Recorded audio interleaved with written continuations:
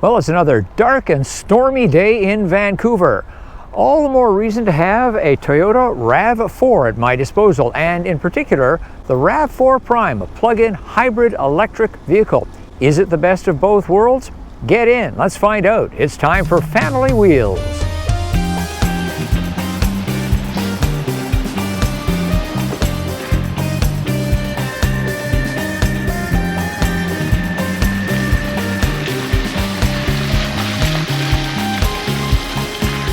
Family Wheels is charged up by your likes. They help spread the word. So plug in and give this review a like. While you're doing that, subscribe and click the little bell to be notified when a review is published. Thanks. The Prime comes with an 18.1 kilowatt hour battery, and that helps you get 68 kilometers of all electric range. That's 42 miles, and that's plenty for most people's daily commutes you want to plug in at night. There's one aspect of electric cars and plug-in hybrid electric vehicles that I don't think is promoted enough by manufacturers, and that is the quiet. When you're using the EV only aspect of your PHEV, you get full electric car quiet, and that is something that has a value. This is one of my favorite neighborhood roads for picking up road noise because there's a fair bit of patching, not a lot of bumps. And while its ability to damp that road noise isn't perfect, it's not like six-figure car level, it is very good. Now here's a warning. If you drive an electric vehicle or even a plug-in hybrid electric like this, you do get used to the quiet. So now we're back into regular hybrid mode, and on comes the engine sound, and it seems a little foreign, when in fact it's just a regular four-cylinder engine. In this case, 2.5 liter naturally aspirated, non-turbo. Even if you're in the EV mode, that is, you can set it to use electricity as much as possible. If you mat it, you'll still get the engine kicking in because the system thinks you're demanding maximum power for one reason or another. Just like that. Now, people don't use the word handling in connection to the RAV4 very often, if at all. But it's just fine. Because this is all-wheel drive and it has 302 horsepower, you can have a decent amount of fun in the RAV4 Prime. We're in regular hybrid mode and heading out on the highway. Once you're up to cruising speed, it's a nice, quiet, modern, compact SUV ride. Let's check the brakes.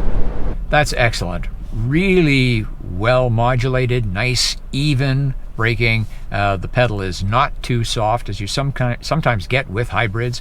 So I'm really pleased with the braking here on the RAV4. And this is on quite a wet road as well. Let's test one aspect of the RAV4 Prime's ride, taking it over our neighborhood bumpy road. Potholes, patches, speed bumps, got the works here. It's a very good ride over a rough surface like this.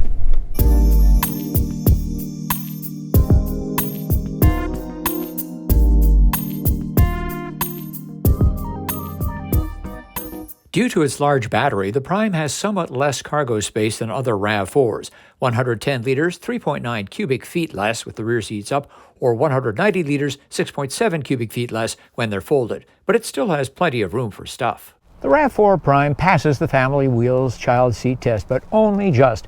Behind me, the kind of seat that takes up the most room, rear facing. Up front, well, I'm 5 feet 11 inches tall, 180 centimeters, and there's just enough room between my knees and the glove box door. Of course, if you've got any kind of a forward-facing child seat here in the back, you're going to have a lot more room up front. Now, I've taken the front passenger seat and adjusted it for myself with a lot more legroom, and here in the back, I've still got lots of legroom, so big plus there for the RAV4 Prime. At this spec, we have tons of luxuries in this vehicle, including for folks in the rear seat. We've got heated rear seats, 2 USB-C ports, and a panoramic moonroof, a 2-section one.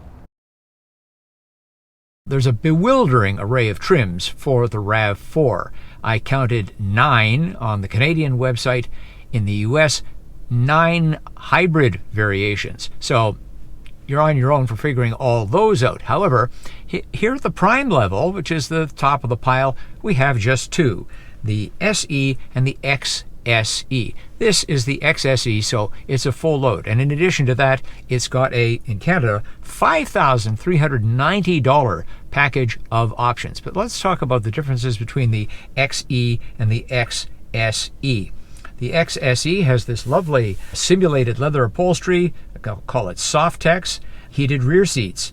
The digital mirror, you can convert it from a regular mirror and flick of the switch and it's actually a camera with a wide angle to it. I'm not crazy about those, but a 12.3-inch display as opposed to the 7-inch display on lesser models. Wireless Apple CarPlay, wireless Android Auto, and wireless charging. All works fine.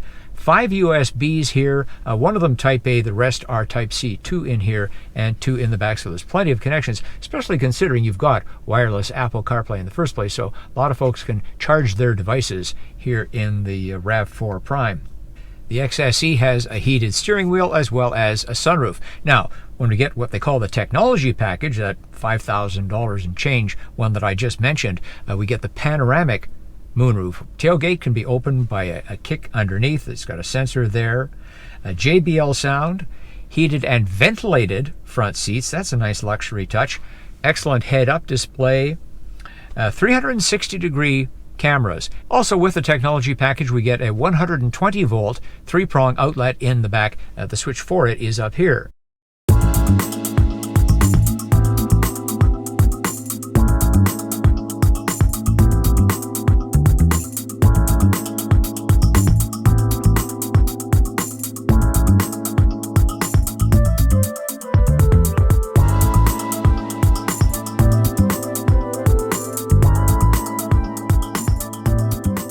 Getting back to the range issue, 68 kilometers of EV range, 42 miles. But if yours is a longer commute, then I would recommend you get just a regular RAV4 hybrid.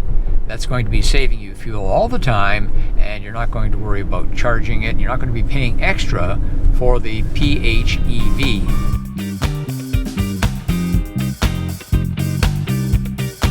I think the Toyota RAV4 Prime is one of the best implementations of this best of both worlds concept, the plug-in hybrid electric vehicle, especially with this fancy trim package we have here. But what do you think? Leave a comment.